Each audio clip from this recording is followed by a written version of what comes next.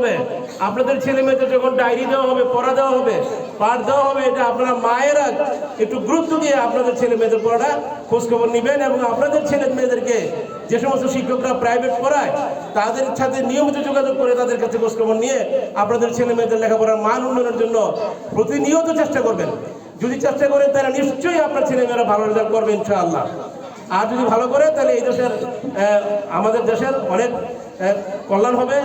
আরেকটা বিষয় হলো, আমার সামনে যে সুন্দর সুন্দর কচিকাঁচা ছেলেরা মেয়েরা আছে, এরাই কিন্তু আমাদের দেশের ভবিষ্যতে এরাই আমাদের দেশের ভবিষ্যতে এই দেশ পরিচালনা করবে, এই দেশ শাসন করবে, শাসন করবে এরাই। কিন্তু শিক্ষিত যদি হয়, সুশিক্ষিত যদি হয়, তাহলে সুপ্রতিষ্ঠিতভাবে আমাদের দেশটাকে শাসন করতে পারবে। আর যদি অশিক্ষিত হয় তাহলে কিন্তু তারা ভালোভাবে এই সমাজ শাসন করতে পারবে না, যেটা আপনারা বিগত দিনে দেখছেন। আমি আরেকটি কথা বলে আপনাদের কাছ থেকে আমি আমার কথা বিদায় নিব, যে যখন ফ্রাউন মিশরের রাজা ছিল, তখন ফ্রাউনকে যারা চাইছিলেন, মন্ত্রীরা বলছিলেন, যদি আপনার এই রাজ্য থেকে যদি লেখাপড়া বন্ধ করে দেন, শিক্ষা বন্ধ করে দেন, সকল মানুষ আপনাকে শান্তি পাওয়া যায় কোরআন মধুর বাণী, প্রতিটি হরফে 10 নেকি আছে, আমলে জমা হয়। প্রতিটি হরফে 10 নেকি আছে, আমলে জমা হয়। এই পরিবর্তন যদি না করতে পারে তাহলে সমাজ রাষ্ট্র পরিবর্তন কিভাবে হবে? এটা হচ্ছে একটা শিক্ষা। দ্বিতীয় হচ্ছে, একজন মনীষী, তাকে বার্নার্ড রাসেল বলা হয়, তিনি বলছেন যে ইফ ইউর চিলড্রেন 3 ইয়ার্স, যে আপনি আপনার সন্তানকে 3টা আর শিখাইবেন, রিডিং, রাইটিং, অ্যারিথমেটিক্স, তারা পড়তে শিখাইবেন, লিখতে শিখাইবেন, আর গণনা শিখাইবেন, মানে অঙ্ক শিখাইবেন, পড়তে, লিখতে এবং অঙ্ক শিখাইবেন। এই 3 ইয়ার্স আপনাকে শিখাইতে হবে।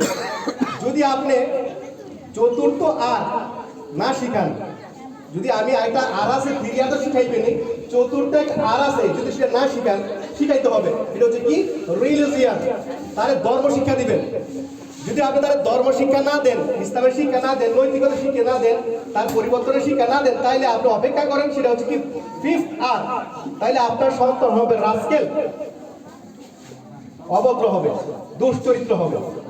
যদি চতুর্থ আরটা আমি রিলিজিয়ান, তাহলে ধর্ম শিক্ষা না দেই, তাহলে সেই সন্তান পঞ্চম শিক্ষাটা করবে আর, সেটা হচ্ছে রাস্কেল। সেটা আপনার শিক্ষা দিতে হবে, সে অটোমেটিকলি রাস্কেল হয়ে যাবে।